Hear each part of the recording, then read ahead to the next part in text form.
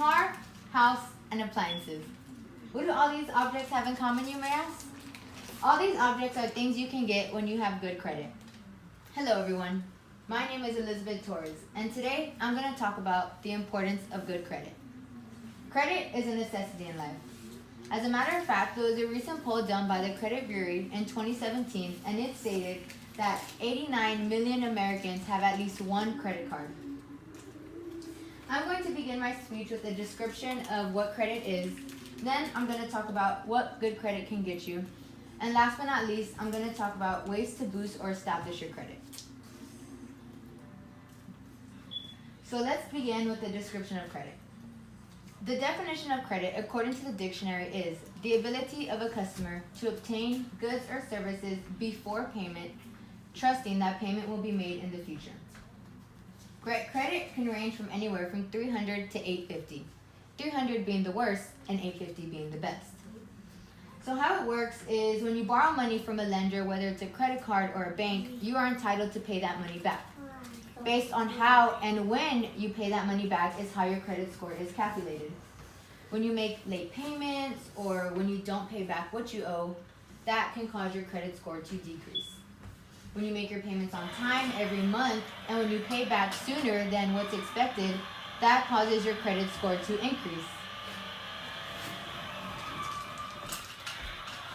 So now that we have a good understanding of what credit is, let's talk about benefits of having good credit. So let's say you're in your 30s, you're ready to buy a house for you and your family. You find a home that you want for $200,000.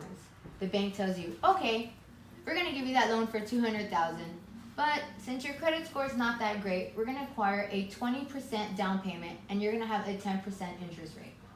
What that 20% down payment means is that you are required to come up with 20% of that $200,000, which means you will be having to come up with $40,000. And that 10% interest rate means that you will be paying thousands of dollars more in the long run. Versus someone that has a better score than you can get the same mortgage loan for a lower interest rate and a lower down payment.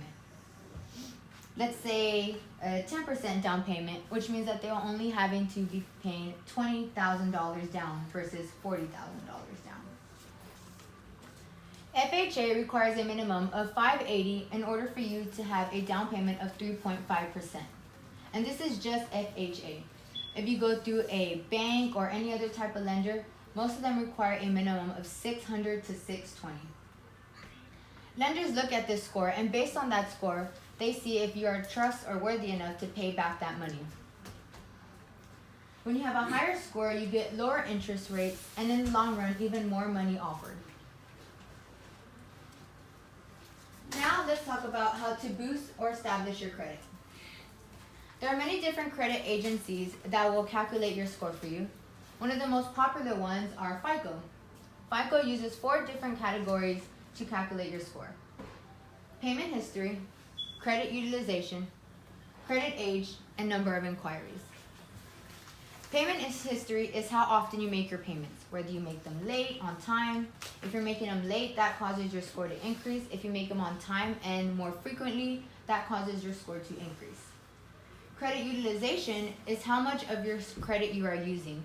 You do want to stay under 30%. The moment you go over that, that can cause your score to drop significantly. Credit age is how long you've had your credit. The more history you have in your credit, the better it is for your score. And number of inquiries. Number of inquiries is how many times someone has run your credit because you're trying to apply for a loan or a credit card. The more inquiries you have, the worse it is for your credit score, which can also cause it to drop. We gotta get something out of this. I did want to give you guys a story of how I started my credit. I was 18 years old when I started. I was researching low interest rates, cards that have very low annual fees, and I did find a Discover card that worked best for me. I started with a $500 credit limit, and I used it for stuff like buying my textbooks, putting gas, and lunches every now and then. I would pay back what I owed every month, and because of that, that caused my credit score to rise, and Discover was able to see that I'm very trustworthy of paying back what I owe. I now have 2 credit cards under my name and a car under my own name that I was able to get because of the fact that I kept my score high. Most people, when you buy a car, they want you to have a co-signer because your score may not be where they want you to be, and that means that your co-signer is taking responsibility if you don't pay what you owe. So it was a recent poll done, and Texas was numbered 49th in the state. This and had an average score of 667. So that is very, very low, as you can see. With this info I just given you guys, I hope that you all take this and look at your credit score. See if there's any ways that you can help boost your score, or even if you're just wanting to establish your credit. I hope you look up credit cards that have a lower interest rate, or even some small loans that you can get to help establish your credit. Thank you.